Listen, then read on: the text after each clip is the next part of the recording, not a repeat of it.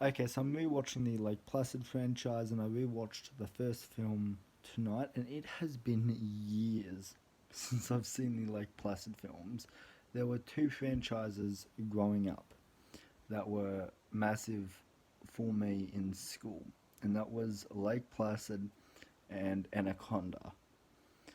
And I remember watching, I think it was Anaconda 3 on TV for the first time at my sister's house. And I remember her just sitting there and questioning, like, what the fuck is going on? And then, 8-year-old me was like, oh, this is an anaconda eating people. Like, this is so much fun, you know. And I didn't care back then about bad CGI or the quality of film. No, I just cared about seeing the snake. And same applies to the like Placid films. Is I would never watch the first film as a kid. I would always watch the sequels because the sequels of both franchises showed more crocodile and more anaconda than the last film. And both sequels have horrific CGI, but I did not fucking care.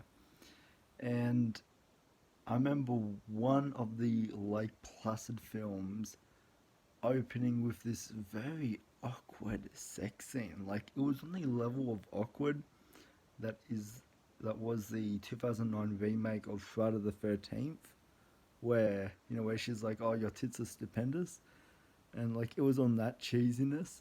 And I remember her getting dragged into the water, and I remember was it I think the oh fuck, what was it? It was like the man's face, going into her vagina. It was some extremely awkward and just like a bizarre shit that I should not have been watching as an 8-year-old. But I just remember being obsessed with that scene as a kid. I don't know why. I don't know what my mind was back then, but I don't know. That was a scene I just remember replaying so much as a kid. And I remember, yeah, there being this whole storyline of this kid, feeding the crocodiles. I think that's two, but I know it has been so long since I've watched these fucking films that I've kind of forgotten.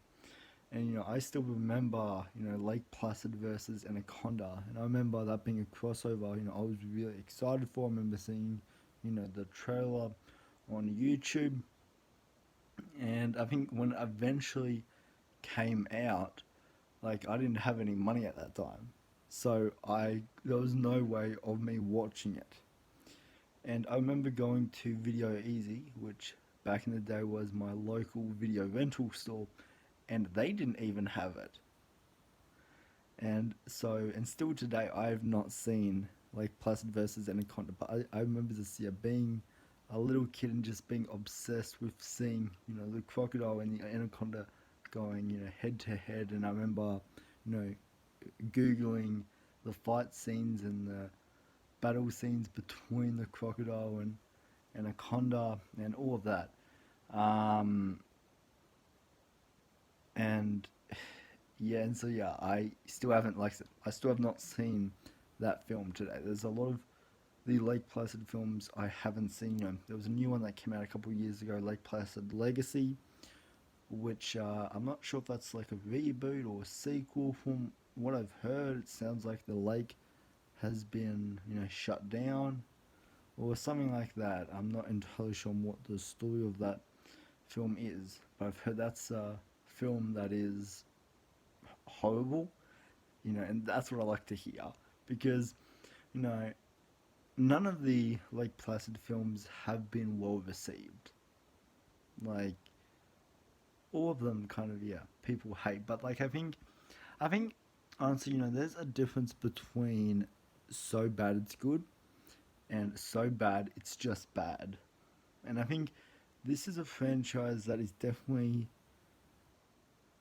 it knows what it is, and it's playing up, with its silly concept, and you can definitely tell with this first film that this is definitely a B grade creature feature. But I think the thing that's different to this one compared to the sequels is this one feels more realistic. The crocodile doesn't do anything in this that feels unrealistic. And I think that's what I really liked, about this first film. Rewatching it, and I really liked the suspense in the film as well. Is it's not until an hour to an hour and a half into the film that you actually see the crocodile. There's subtle appearances for it, but for it to really kind of poke its head out and cause some chaos, that doesn't happen until like the last 20 minutes of the movie. Everything up until then is them kind of figuring out what this creature is.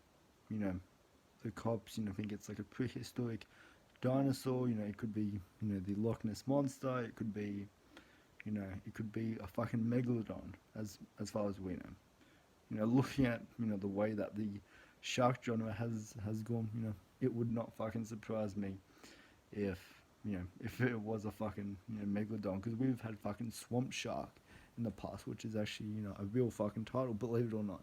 So I going to this film, I knew it was a crocodile, but it was just kind of fun, just kind of revisiting this first film, and kind of looking at honestly at how good this film still holds up. And I think the characters that we get in the film, I think, are a lot of fun. I think the characters are, because you do spend a lot of the runtime with them. This is definitely more of a character-driven story rather than a creature feature. And the character development in here is all right. There's all of the storylines I would say are competent enough.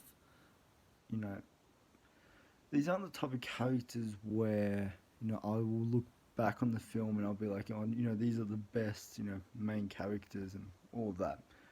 But I think for how they're portrayed and what we learn of them, I think they definitely play up the B grade side, the B grade what is it?